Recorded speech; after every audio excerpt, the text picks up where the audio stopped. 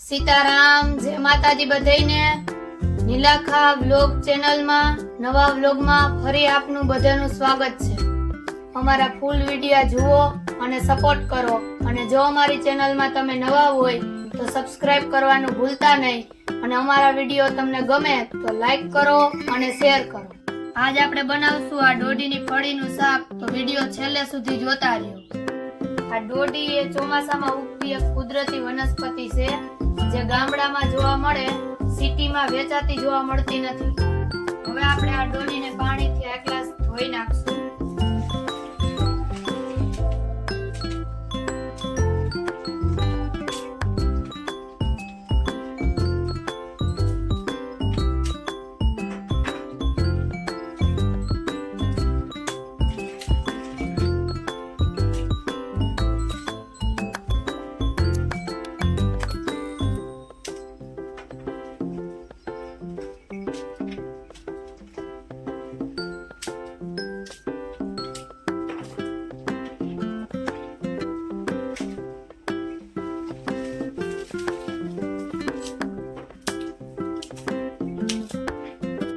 જો આ દોડી એક ગ્લાસ ધોવાઈ ગઈ છે, તો હવે આપણે એને સુધારી લેવું।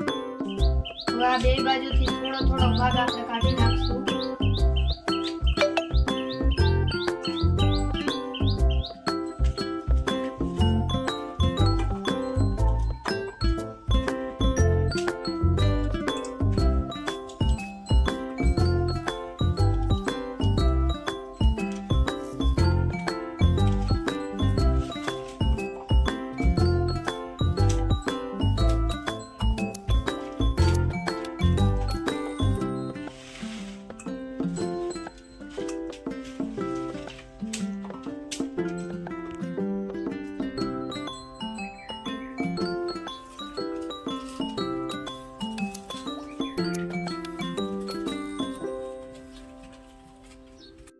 દોડી આપણી સુધારીને એક ગ્લાસ તૈયાર થઈ ગઈ છે, તો હવે આપણે શાક બનાવવાની તૈયારી કરશું।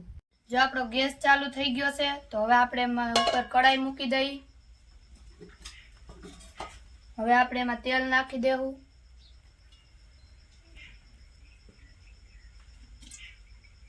હવે આપણે તેલને ગરમ થવા દેશું। જો આપણું તેલ ગરમ થઈ ગયું છે, તો હવે આપણે એમાં રાઈ નાખી દઈએ। રાઈ નાખી હવે આપણે તેને ફૂટવા દેશું। આપણી રાઈ હવે ફૂટી ગઈ છે, તો હવે આપણે એમાં જીરું નાખશું। હવે આપણે એમાં લસણ નાખી દેવું।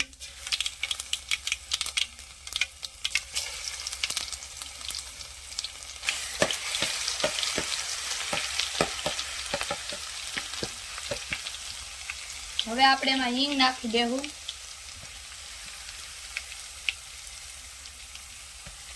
હવે આ દોડી નાખી દઈએ।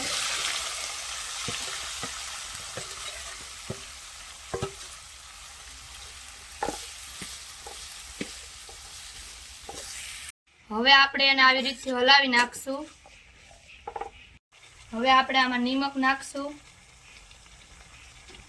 હવે એમાં હળદર નાખ દેવું, લાલ મરચું। હવે આપણે આને હલાવી અને ધીમે ગેસે પાકવા દેવું। જો હાઈ ક્લાસ મિક્સ થઈ ગયું છે, તો હવે આપણે એને ઢાંકી દઈએ અને 10 મિનિટ પાકવા દેશું। 10 મિનિટ થઈ ગઈ છે, તો આપણે ચેક કરી લઈએ આપણું શાક સડી ગયું છે।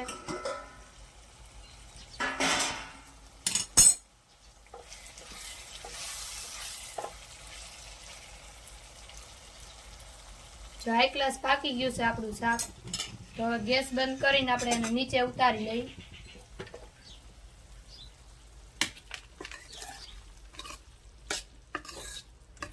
જો આપણું આ શાક હાઈ ક્લાસ બની ગયું છે, તો આપણે એક ડીશમાં એને સર્વ કરી લેશું।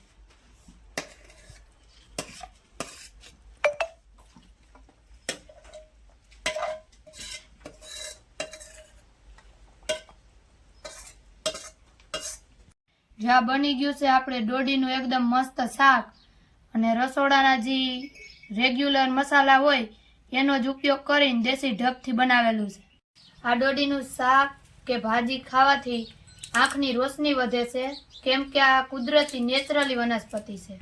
તો કેવો લાગ્યો અમારો વિડીયો જરૂર કોમેન્ટ કરજો. હવે મળશું નવા વ્લોગમાં, ત્યાં સુધી બાય બાય.